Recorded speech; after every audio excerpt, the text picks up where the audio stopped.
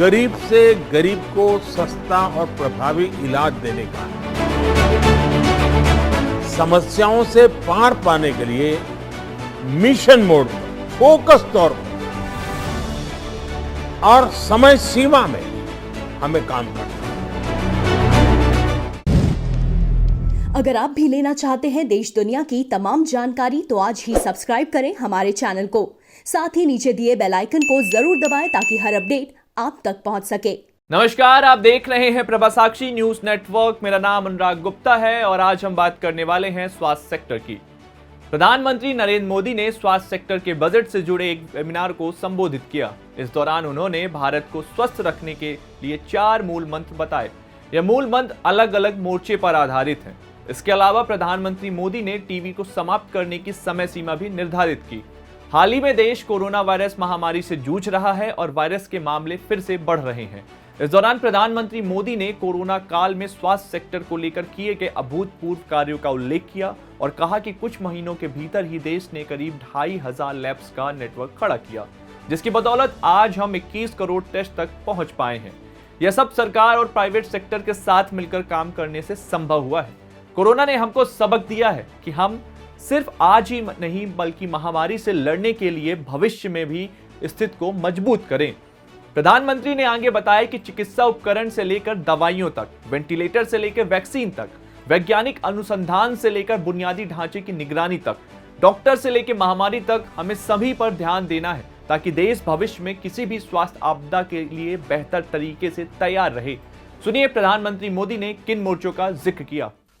भारत को स्वस्थ रखने के लिए हम 4 मोर्चों पर एक साथ काम कर रहे हैं। पहला मोर्चा है बीमारियों को रोकने, मतलब कि प्रिवेंशन ऑफ इलनेस और प्रमोशन ऑफ वेलनेस। स्वच्छ भारत अभियान हो, योग पर फोकस हो, पोषण से लेकर गर्भवती महिलाओं और बच्चों को समय पर सही केयर और ट्रीटमेंट हो, शुद्ध पीने का पानी पहुंचाने का प्रयास हो, ऐसे हर उपाय इसका हिस्सा है। दूसरा मोर्चा गरीब से गरीब को सस्ता और प्रभावी इलाज देने का है। आयुष्मान भारत योजना और प्रधानमंत्री जन औषधि केंद्र जैसी योजनाएं यही काम कर रही हैं। तीसरा मोर्चा है हेल्थ इंफ्रास्ट्रक्चर और हेल्थ केयर प्रोफेशनल्स की क्वांटिटी और क्वालिटी में बढ़ोतरी करना। बीते 6 साल से एम्स और इस स्तर के दूसरे संस्थानों का विस्तार देश के दूर सुदूर के राज्यों तक किया जा रहा है। देश में ज्यादा से ज्यादा मेडिकल कॉलेज बनाने के पीछे भी यही सोच है। चौथा मोर्चा है समस्याओं से पार पाने के लिए मिशन मोड पर, फोकस तौर पर और समय सीमा में हमें काम करना। मिशन इंद्रधनुष का विस्तार देश के आदिवासी और दूर दराज के इलाकों तक किया गया है। देश से टीबी का खिलाफ जंग और टीबी को खत्म करने के लिए दुनिया ने 2030 का टारगेट रखा है। भारत ने 2025 तक का लक्ष्य रखा है।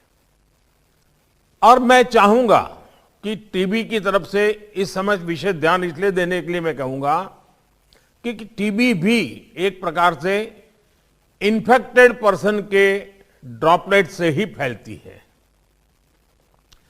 टीबी की रोकथाम में भी मास्क पहनना, अर्ली डायग्नोसिस और ट्रीटमेंट, ये सारी बातें अहम है।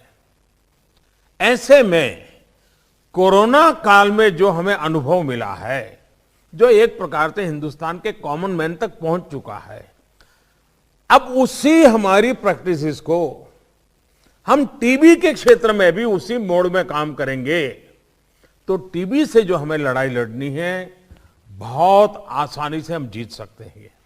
और इसलिए कोरोना का एक्सपीरियंस, कोरोना के कारण जन सामान्य में जो जागृति आई है, वो बीमारी से बचने में भारत के सामान्य नागरिक ने जो योगदान दिया है, उन सारी चीजों को देख करके लगता है कि इसी मॉडल को आवश्यक के सुधार के साथ, एडिशन ऑल्टरनेशन के साथ अगर हम टीबी पर भी लागू करेंगे तो 2025 का टीबी मुक्त भारत का सपना हम पूरा कर सकते हैं।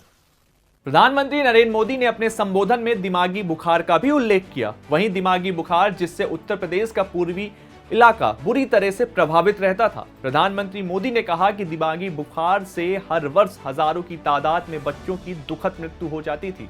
संसद में भी इसकी चर्चा होती थी। एक बार तो योगी जी रो पड़े थे, सुनिए।